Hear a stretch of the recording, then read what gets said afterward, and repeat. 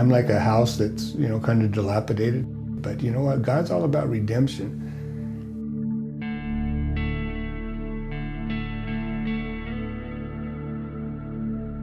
He makes something great out of what we've made a mess out of.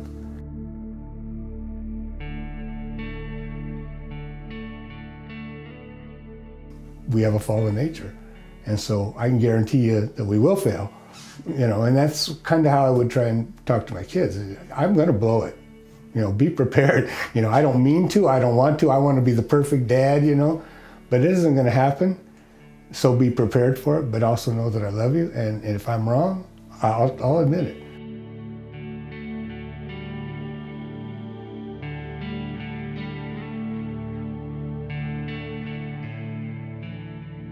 I got into pornography at a very young age, and I've never had a clear visual God-given how God felt about sex. I've only had this fantasy vision of sex, and so it was very tainted. And so normal sexual activities were just kind of blasé to me. And so that's the kind of thing I would like to, boy, if I could, redo it with my son. Luckily, God, not luckily, but with God, he was able to work past that, and my son's not struggling with the same things that I did.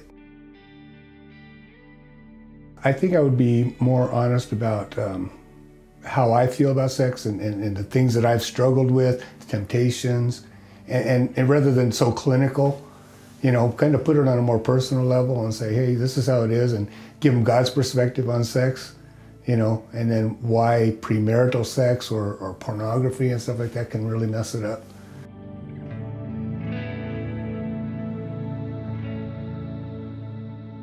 It is uncomfortable. It's uncomfortable anytime you talk about sex, especially any perversions in sex. If you were going to give a clinical thing where you just had all the right pictures and you'd watched all the things and knew exactly all the right things, it would still be a little awkward, but you'd kind of lose the focus. But when you're doing a one-on-one, face-to-face, and really wanting to tell them as it is, what it's like out in the real world and how the world has perverted sex and the things that we got to watch out for, one good thing that would be to, if you're Christian, a father and son, is go through the Proverbs. Proverbs is very good about warning young men about staying away from the adulterous woman, and so it's always good to start with the Bible and end with the Bible and stick with the Bible all the way through. Your son has to feel that no matter what he does, whether he fails or whether he succeeds, it's always okay, and you do the best to help them in the areas that they're weak, and you'll just be there for them. Once the culture establishes it's okay, and right now our culture is it's okay. In fact, they're going to have friends no matter what I did. If I put the filters and everything else and the accountability software, he's not always at home. He's going to have friends, and now with telephones, with all that stuff, you can get the internet on there. He's going to see it. Be proactive and say, you will run into this stuff, you will find it exciting, but let's keep it on a biblical perspective. God doesn't call sin because it's forbidden.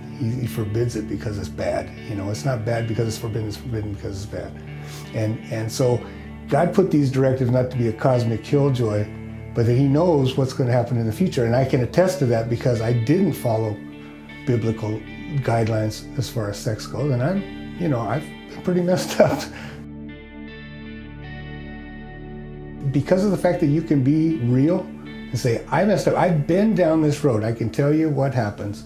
I can tell you how you're going to feel, and I can tell you, now everybody's different, everybody comes to a degree, of sexual, whether they're just tempted by it or whether it becomes an addiction, and there's areas in between. But you will be affected one way or the other.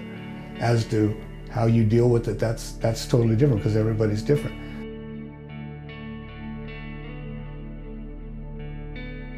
I'm into restoration. I think that's really cool. I'd rather see somebody go and do a remodel than to do, because of the fact that it's like, that's what God does with us.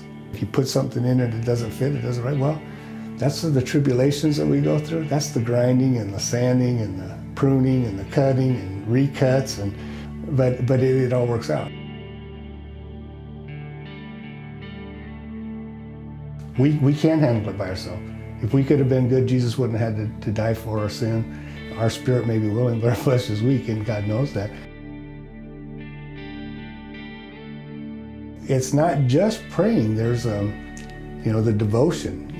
That's why I'm so pleased with your hardware, your package, your toolkits and stuff. It's because there's something there. It's not just saying, just say no, like, the Nancy Reagan thing, you just say no. It's like, no, it's a little more involved with that. There's God's part, but then there's our part.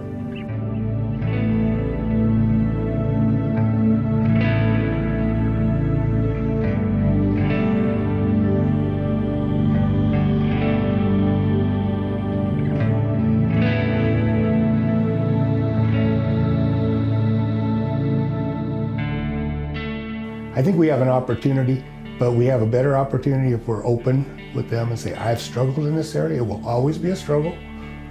There's no little magic ding that just takes it all away, but you learn how to deal with it. And one thing that God has shown me, because I always, when I was struggling with pornography and everything, it's like, oh, God, just take it away. And God says, that would bring me no glory. There's no victory without a battle.